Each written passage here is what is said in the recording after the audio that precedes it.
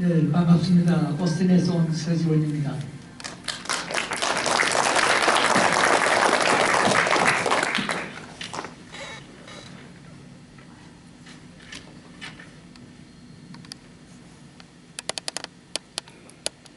텍사스 애국 동지의 2차 집회에 함께하신 태극기 동지님들 다시 만나게 되어서 정말 반갑습니다.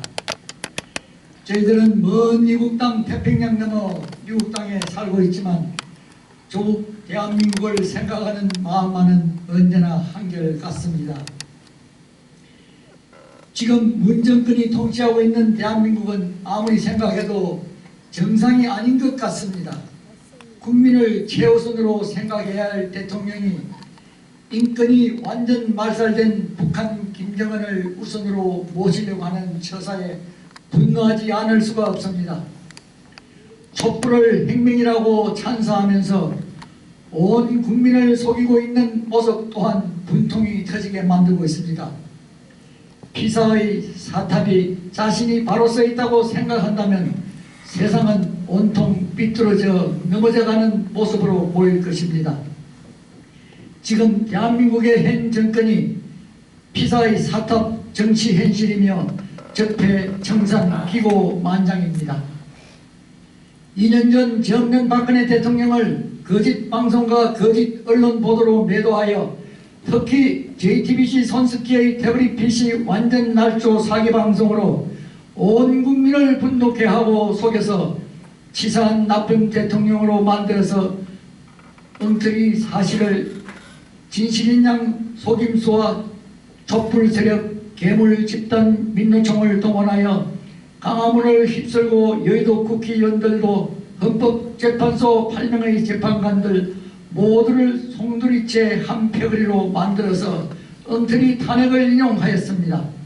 말도 되질 않는 경제공동체 그리고 제3자 뇌물이라는 제명을 뒤집어 씌워서 나라와 국민들밖에 모르는 아주 착한 대통령을 비참하게 묻어버리고 엉터리 주사파 좌파 빨갱이들이 나라를 찬탈하고 말았습니다. 얼마 전 3.1절 기념사에서 문 대통령 하시는 말씀 모두 다 잘 들었었죠. 빨갱이란 말이 일제강점기의 독립투사들을 향해 부르기 시작한 일제의 잔재라고 말도 되질 않는 엉터리 소리를 짓거렸습니다. 아마도 좌파 빨갱이라는 말이 매우 듣기가 불편한 모양입니다. 잘 되었습니다. 우리들은 계속 불러야 되겠습니다. 한편 저희들이 듣기 싫은 것은 좌파를 진보라고 치켜 세워주는 단어입니다. 그래서 우리들은 좌파 빨갱이 놈들이라고 표현하는 것이 가장 어울리는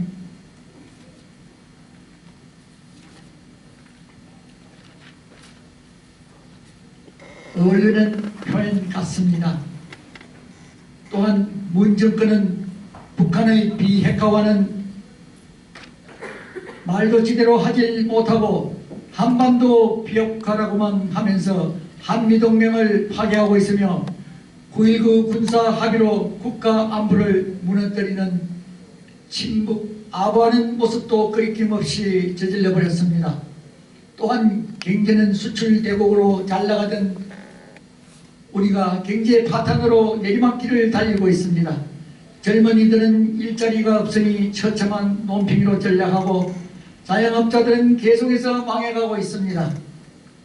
소득 주도 성장이라고 최저임금 계속 인상시키고 있으니 당연히 일자리는 줄고 소상인 자영업자들은 부도나기 시작하며 현장에서 사라지고 있습니다.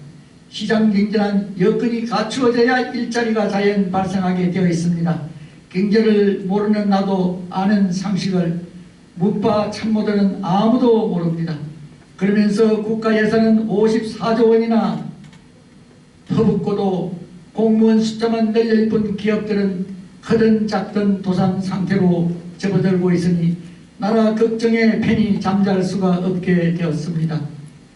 조국을 사랑하는 우리 태극기 구국 동지들이 오늘도 텍사스 달라스에서 대한민국 내조국을 살리자고 울부짖고 있습니다. 이 몸이 죽어서 나라가 산다면 이슬같이 기꺼이 죽으리라고 양양가를 외치고 있습니다. 지난 3월 22일 네 번째 금요일 서해 수호의 날입니다.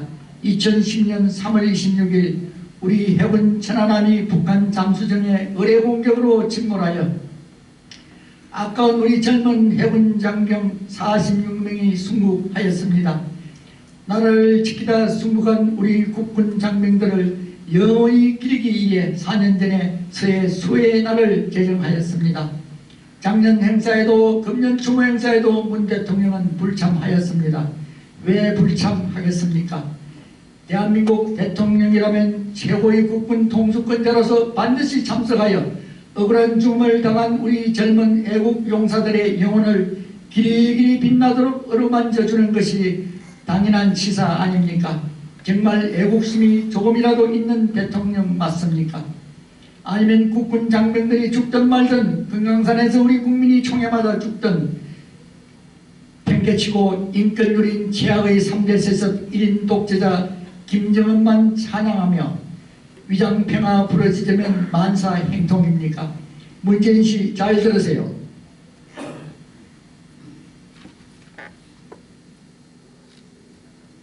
저희들의 애국심은 피보다 진합니다. 내 조국을 지키기 위해서는 언제라도 이 목숨 바치겠노라고 다짐하면서 살아가고 있습니다. 지난날 히틀러의 나치 독일이 유대인 학살을 처참하게 단행한 만행을 전 세계인들은 확실히 알고 있으며 인류 역사상 가장 잔혹한 사건이었습니다. 이러한 일은 다시는 지구상에 있어서는 안 될 것입니다만 지금 북한이 자국민들을 노예 삼아 처절하게 인권 유린하고 법에 의한 시행이 아니라 젊은 놈 피도 눈물도 없는 잔인한 김정은의 말 한마디에 고사프로 박격프로 적결체험시키고 있는 현실입니다. 저는 가끔 이제 만나러 갑니다. 배나 TV를 시청하면서 탈북자들의 가슴 아픈 눈물겨운 실화를 들으면서 그들과 함께 뜨거운 눈물을 흘리면서 지구상에서 가장 악독한 나라가 북한이구나라는 것을 생생하게 알게 됩니다. 평양을 제외한 북한 전체 국민들은 삶이 아닌 지옥입니다. 죽는 것보다 더 힘든 나날들을 보내고 있으며 탈북 시도가 한층 더 폭발적으로 늘어났다고 합니다. 압록강 두만강을 넘다가 3명 중에 2명은 총에 맞아 강물이 핏빛으로 붉게 물들어 떠내려가는 모습을 목격하면서도 필사적으로 중국 땅을 밟고 월남, 라오스, 태국, 몽고 등을 거쳐 우리 대한민국의 품으로 계속 오고 있습니다. 이렇게 악독한 3대 세습 김정은을 칭송하고 도와서 잔인한 정권을 계속 유지시켜 주려고 하는 우리 대한민국 현 정권이 너무나도 한심합니다. 유엔 제재도 불구하고 개성공단 금강산 관광 재개를 속도를 내자고 하는 문 정권의 나라 무너뜨리는 소리에 내 가슴은 울분으로 가득 차고 넘쳐납니다. 우리 애국 동지님들은 북한의 독재 정권을 무너뜨리는 데에 강력한 투쟁을 하여야지 현 정권의 꼼수에는 절대로 동참하지 말아야 될 것입니다. 애국심은 목숨보다 위에 있어야 합니다. 그리고 태극기는 우리 국민들의 마음이며 나라를 지키는 방패이기도 합니다. 그 옛날 110년 전의 일입니다.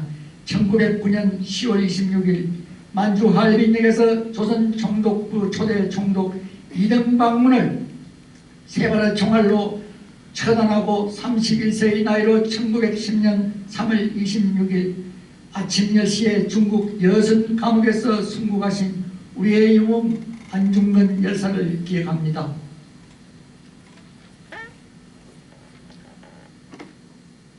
안중근 열사께서 시작으로 애국과 독립의 불을 지폈습니다. 이로써 전 세계 만방에 우리 대한제국의 아픈 심령을 만천하에 알렸습니다. 그리고 그 이후에 1932년 1월 8일 일본 동경에서 신년 감명식에 참석하고 돌아가던 이랑 히로히토의 마차를 향해 수류탄을 투척한 31세의 이봉창 열사. 비록 실패로 끝났지만 당당하게 내 조국 독립만세를 외친 참된 영웅이었습니다. 그는 그의 1932년 10월 10일에 이치카야 핵무소에서 처형당해 생을 마감하였지만 우리들의 가슴 속에는 영원히 살아있습니다. 이 사건을 계기로 윤봉길 열사가 다시 탄생하게 됩니다. 1932년 4월 29일 11시 50분 중국 상해 홍구공원에서 천장절 행사에 참석한 일본 고위 간부들이 앉아있는 연난을 향해 수통 폭탄을 던져 상해 파견군 사령관 사라카와 요시노리 대장과 상해 일본 그루민 단장 가와바타 사다스쿠 이 두 명은 사망하였고 제3함대 사령관 노무라 중장, 구사단장 외다 중장, 주중공사 시케미스 이 세 명은 크게 부상을 당하였습니다. 그때 25살밖에 안 되는 젊은 나이의 우리 윤봉길 열사는 1932년 12월 19일 아침 7시 27분에 일본 오사카 위스 핵무소에서 총살로 생명을 마감하였습니다. 윤봉길 의사님은 거행 3일 전에 1932년 4월 26일에 한인 애국단에 가입을 하였습니다. 이 세 분의 열사들께서 우리들께 진정한 애국심과 독립심을 고취시켜 주신 동기가 되었으며 양양가처럼 이 몸이 죽어서 나라가 산다면 기꺼이 죽으리라고 외칠 수 있게 되어서 정말 감사할 따름입니다. 우리들도 큰일을 각오하겠다면 이 세 분들의 희생 정신을 본받아서 저희들도 애국 물길에 동참할 수 있게 되기를 우리 모두 함께 들게 하기를 바라면서 마치겠습니다. 감사합니다.